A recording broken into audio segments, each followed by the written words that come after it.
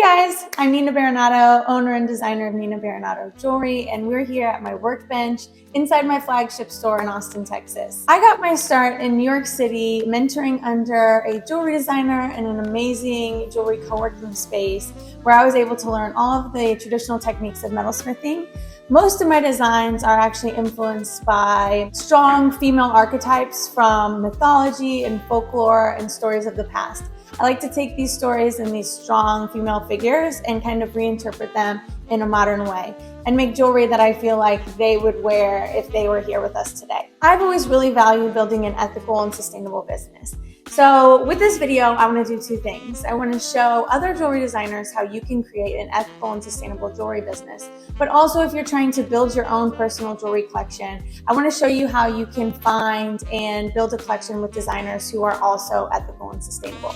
If you're working on building your own personal collection, the first thing you want to do is make sure that you are working with designers who have some of these ethical standards in mind, and that you're purchasing pieces that you're actually going to wear. One of the biggest things we want to always minimize on is waste. So if you're purchasing fast fashion jewelry or things that you know will break or you may only plan to wear once, that's one of the least sustainable things you can do. We want to make sure that we're purchasing key pieces that have the longevity that we can wear over and over and over again. If you have pieces in your current collection that you aren't using anymore, a lot of people may be asking the question, what do you do with them? Let's say they're broken or they're just old or they're tarnished.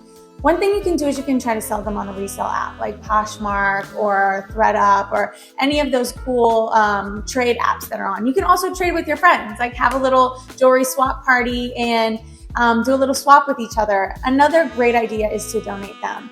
We all have our local Goodwill, but we in Austin have some really awesome charities. One of the ones I love here in Austin is actually Dress for Success. We work with them a lot as a business, and you can actually donate your clothing and jewelry to them, and they will give it to women who are getting prepared for interviews so that they can look their best and feel the most confident they can possibly be when they step into a new job position. I always pay attention to where I source my materials, and I want to make sure that the majority of my materials are coming from here in the US.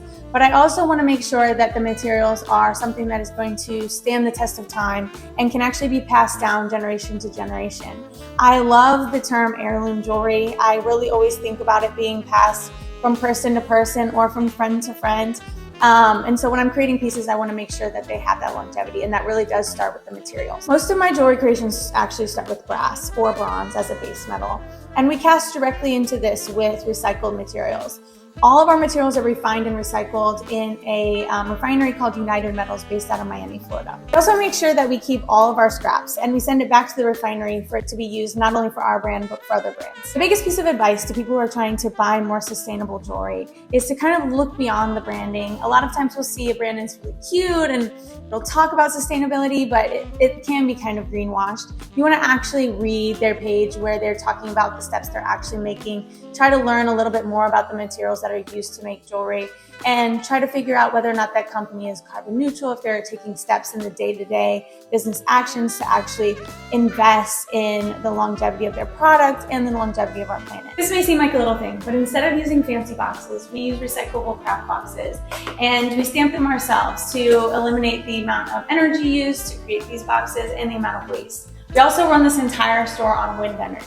So thinking about little things like that, little tweaks that you can make to your business, they may not be the cutest, it may not be the most fashionable, but it's going to be the most impactful for sustainability. A couple years ago, we actually redid our e-commerce packaging. So now every time someone orders from our website, their jewelry comes in a compostable, flower sprouting, zero waste box.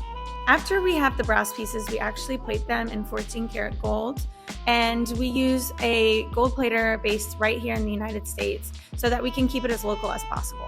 I know this can be a lot to take in, and it's a lot of information. It can be a little overwhelming, so I'm going to link some resources down below in the description so you can do a little bit of your own research and just start to learn a little bit with me. Thank you so much for watching, and if you like this video, go ahead and like it and consider subscribing so I can create more videos like this for you.